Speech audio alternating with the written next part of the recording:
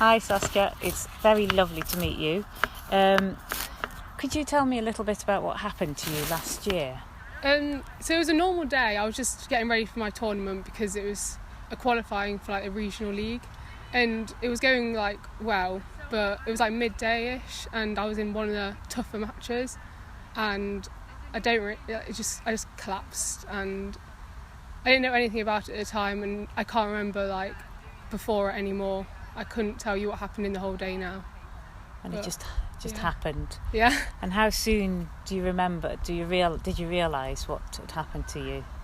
So it was on the Wednesday, because I collapsed on the Sunday, but it was on the Wednesday when I woke up and I heard all about it from all the family, and I was a bit confused because I was like, what am I doing here in hospital? Yes. And you'd had migraines and pains in your arms before, and how long had you noticed that you'd had problems while you were playing sport, or what had happened? So from like December 2018, I kept getting migraines on court. I'd have to like sit out and come off court and not be able to play the rest of it. So that was in December 18, but then I collapsed in September 2019. So that was quite a long period of when I was getting these migraines, but I just didn't know anything about it, and I just thought it just happened. And did you ever go to the doctor about it, or did you just... I'd been to the doctor and hospital about it. They thought they kept testing different areas like my eyes and stuff, but they just couldn't see anything wrong with me. No. So I just, yeah. And has your life changed since last September? Well, I've tried to just live my life as normal as possible, and with it being GCSE year as well, I thought at first it was going to be a bit of a stressful year trying to catch up and also have to sit them, but obviously they were cancelled, so it gave me more time to relax and rest, ready for what's coming in the future. Yeah. And before you had your cardiac arrest, did you attend any CPR sessions, and did you know about defibrillators? So we had a few sessions at school, but they just weren't very in-depth, and I just don't think I could have done it on a CPR on someone else because I didn't really have very much knowledge on what to do. I just had the basics. And about the defibrillators, I saw them around, but I didn't have an idea of what they were doing there, or like how I would use them if I needed to. Do you think you would have if anything had happened to any of your friends? Do you think you would have used them, or would you have relied on other people? I would have to rely on other people because I just wouldn't have known how to even set it up or just no how to use it.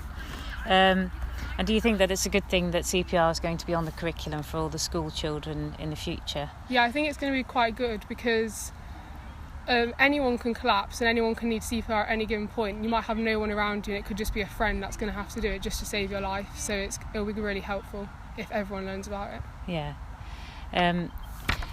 Did you know that the centre where you had your netball match, did you know that they actually had a defibrillator when you were playing? Well, I'd seen it like in the past, but I never thought much of it because I just saw it there.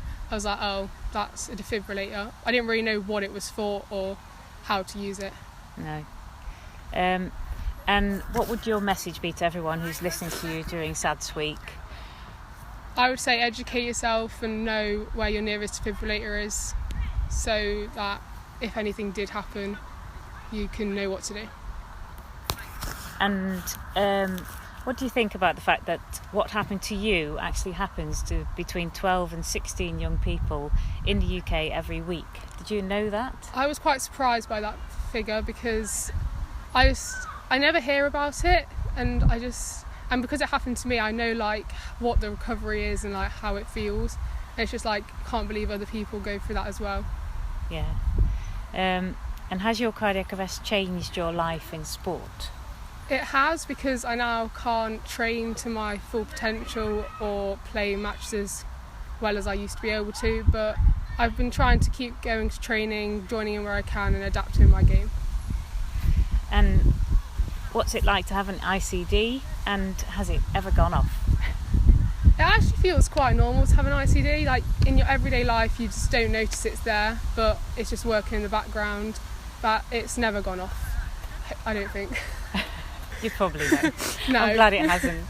Thank you very much. Thank you very